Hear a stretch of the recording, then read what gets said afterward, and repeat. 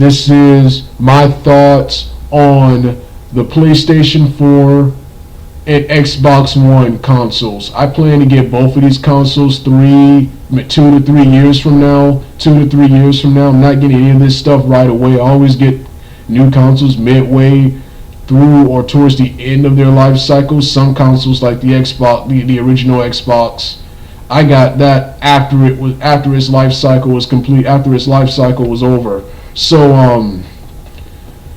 yeah, but both of these consoles, this is my thoughts on both of these consoles. Going to start off with the Xbox One.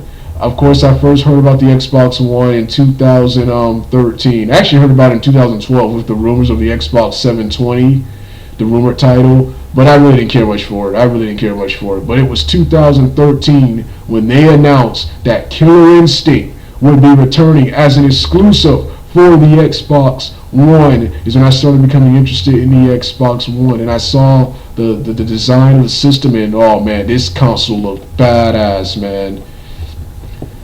Badass. It looks just like the Xbox, the original Xbox, and a Blu-ray DVD player. It looks awesome.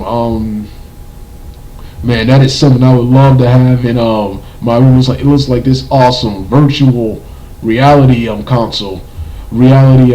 Console. That's what I love about the Xboxes. The Xboxes, they be having some, when they want to be, they be having some epic designs, and they like this awesome epic virtual console you want to have in your house, man. And I just can't and so yeah, the Xbox One. So yeah, so, and of course, well now so the console is good. Let's talk about the other reason. Of course, everybody knows the first reason I want the Xbox One. Killer Instinct. The return of Killer Instinct. Waited forever for a new Killer Instinct video game, and finally it's here, and the game looks awesome. Then of course you got the Sunset Overdrive video game. This game, the open world third-person shooter Sunset Overdrive. This game looks awesome too.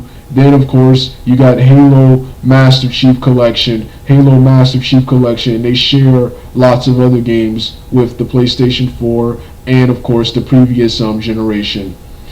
And if I don't get games like Dragon Ball Xenoverse, Destiny, or Ultra Street Fighter 4, or any of those games for the Xbox 360, then I'll just get them for either the Xbox One or the PS4 when I get those consoles. But yeah, the Xbox One was good. Criticisms. One of the reasons I'm not getting an Xbox One now is because, of course. Now before I get to that, let's talk about the PlayStation 4.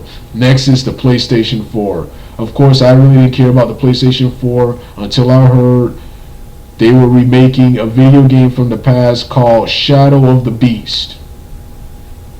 This game is similar to the Sega game Altered Beast. This game features a child being corrupted by evil magic into a monster, into a monster under the servitude of the antagonist of the game, Malatoth. According to Wikipedia, the monster rediscovers his humanity when he sees a man being executed. He regains his memories when he sees a man who's being executed, who's actually his father, and now declares vengeance on Malatoth. In the first game, Malatoth is kidnapped the Beast's sister. Now he has to save her. The game has 3 games in the sequel, and the 3 games in the series, and a remake coming in the future. The remake is to be announced, but the trailer looked awesome, man. I hope the gameplay is just as good. This is one of the reasons interested in the PlayStation 4. Also, I didn't announce it, but you also have Batman Arkham Asylum, the conclusion. It's also for Xbox One. I could have sworn I thought it was only exclusive to the PlayStation, but it's for Xbox One too. Batman Arkham, the third Arkham Asylum video game. I keep forgetting what it's called. I think it's called Arkham Knights, something like that. I keep forgetting what it's called, man. With the last game. Then of course you got what else? So Oh yes, Infamous Second Son and a female Infamous. A game featuring a female, an Infamous game featuring a female protagonist after that. So yeah, yeah. Now here come my disappointments. Now these are all the good stuff. Oh, of course, the PlayStation 4 looks way better than the PlayStation 3, which I already said that in the last video. Now come my criticisms. The PlayStation 4 has no backwards compatibility with the PS3, meaning I'm going to have to actually get a PS3 to play their video games, which I do like on the PS3.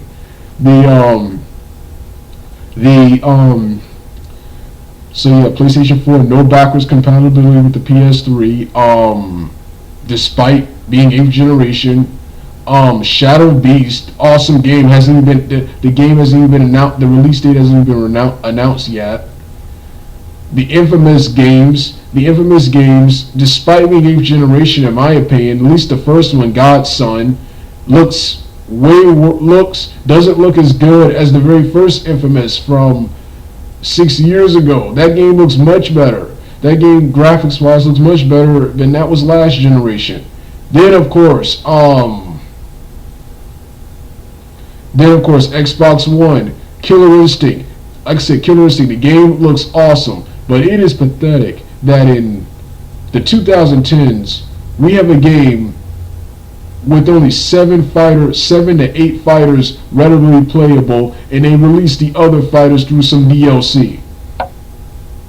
Through a second wave of DLC, TJ combos and the others do some DLC. That's one of the reasons I'm not getting any of these consoles now. Sick of DLC, unreleased dates, and then other games I'm looking forward to, like King of Fighters 14, I think, yeah, 14, Street Fighter 5, and Garou Mark of the Wolves 2, which is the Fatal Fury game. Garou Mark of the Wolves 2 have been announced, but release dates or even when these games are even going to be made hasn't even been announced yet. Everything is rumors and speculation on those games. One of the reasons why I put this off until the future. But apart from these criticisms, both of these systems look great, and in the future are a must-have, and I can't wait to play them when these games finally get released. And of course, this is just the beginning. Of course, I'm pretty sure when the game has been out for a while, we will see more awesome stuff from this system. And of course, they share several games with the PS3 and Xbox 360 now. All right.